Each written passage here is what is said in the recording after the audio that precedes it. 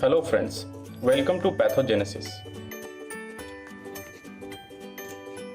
In today's video, we will be talking about the pathophysiology and clinical aspects of COVID-19. We will start with few basic facts about coronavirus. Coronaviruses are a group of zoonotic single-stranded RNA viruses, which means they are acquired from animals. Term corona means crown and it represents unique appearance of the virus with multiple protein spikes on their surface. Coronaviruses have caused pandemics like SARS, CoV in 2002 in China, MERS CoV in 2012 in Middle East Asia, and recent COVID-19 in China. Now a very brief overview of epidemiology. Novel coronavirus was first reported in Wuhan district of China in December 2019 and declared as a pandemic by WHO in January 2020.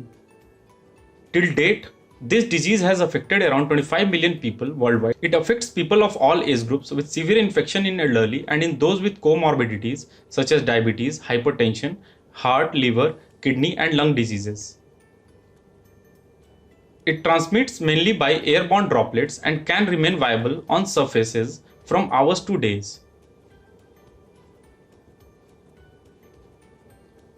Incubation period ranges from 4 to 14 days. Incubation period is time duration between infection and onset of symptoms. Most common symptoms of COVID-19 are fever with dry cough or sore throat, but other manifestations such as headache, myalgia and breathlessness can also occur in severe cases. Presentation can be asymptomatic or symptomatic, with 80% patients presenting with mild symptoms. Hospitalization or medical intervention is seldom required in such patients. Symptomatic patients start with classical signs of fever and cough but can progress to ARDS or respiratory failures. A very few patients can land up into multiple organ failure resulting in death. For a better understanding of pathogenesis, we need to understand virus anatomy and various host factors. So we will discuss in brief about viral structures and then proceed to know how infection occurs and how the symptoms develop. Coronavirus has a single-stranded RNA as genetic material with protein spikes on its surface. Spike proteins are responsible for virulence of the virus or causing the infection.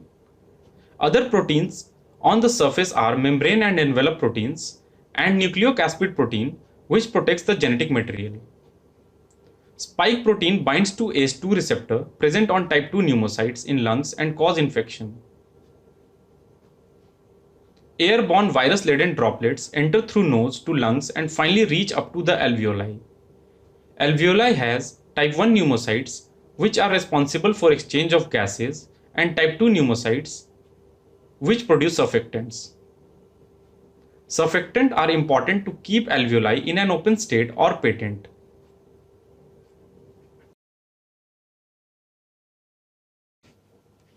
This is a pneumocyte with ACE2 receptors on its surface. Spike proteins of virus bind to ACE2 receptors and enter the cell to release its RNA. The genetic material of virus takes over the cellular function of pneumocytes and starts forming virus particles. Translation of RNA forms proteins of virus, which are broken down by proteases to various polyproteins, which are building blocks of the virus. RNA-dependent RNA polymerase transcripts the RNA to form many more single-stranded RNAs of the virus, which may undergo further translation and transcription. These new polypeptides and RNAs formed are used as building blocks to form many more new viruses. These new viruses kill the host cell and move on to infect other pneumocytes, and the cycle goes on.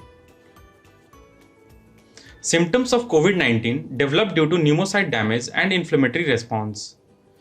Pneumocyte damage results in decreased surfactant and surface tension, which ultimately leads to alveolar collapse. This impairs gaseous exchange and hypoxemia develops. Viral infection activates macrophages and neutrophils, which produce many inflammatory cytokines in response, such as interleukin-1, interleukin-6, TNF-alpha and reactive oxygen species. These inflammatory mediators lead to endothelial damage and vasodilatation, thus causing fluid to accumulate around alveoli, resulting in alveolar collapse and eventually hypoxemia. Here in this figure, we see how fluid accumulates around alveoli and collapses it.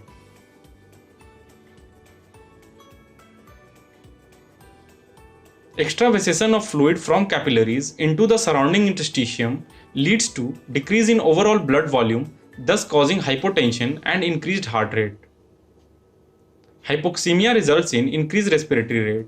So a symptomatic patient of COVID-19 presents with fever due to inflammatory cytokines, cough due to lung involvement, increased respiratory rate due to developing ARDS, and increased heart rate due to inflammatory mediators. Various modalities are available for COVID testing. Specific diagnosis of COVID-19 is done by RT-PCR, which is a molecular testing method. Samples used are swab from throat, nasopharynx, or bronchoalveolar lavage. It takes around 24 hours for the results to come out, and this test has a sensitivity of 65 to 95%. So there can be a good number of false negative results as well. A rapid test kit has been developed for mass screening, which is based on antibody testing. Blood is tested for presence of IgM or IgG antibodies. Presence of IgM antibodies represents an active infection, while IgG comes positive in cases of chronic or past infection. This method has a lower sensitivity as well as a lower specificity.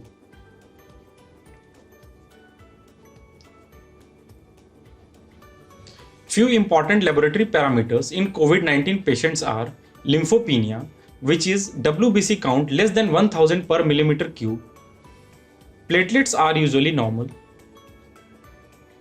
CRP or ESR can be elevated, and in those with severe infection, liver function test and kidney function test can be abnormal.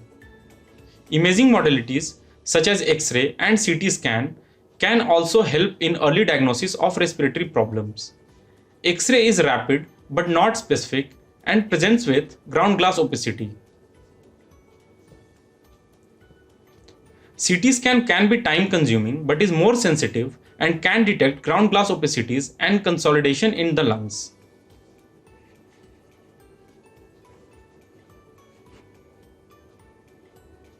Management of COVID-19 patients is mainly supportive, which includes quarantine with complete isolation and symptomatic drugs. R0 refers to infectivity of positive cases. Coronavirus has a R0 of 2 to 3, which means a positive case can infect 2 or 3 other patients. So quarantine will help in reducing the spread and flattening the curve.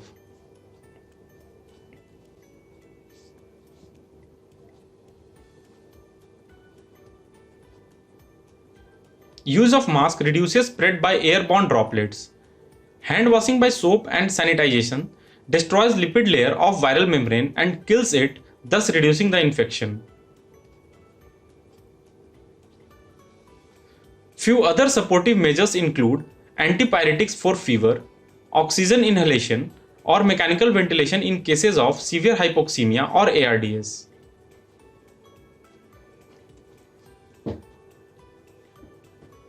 Unfortunately, we do not have any effective drug against COVID-19, but few under trial are hydroxychloroquine, which inhibits ACE2 and prevents infection;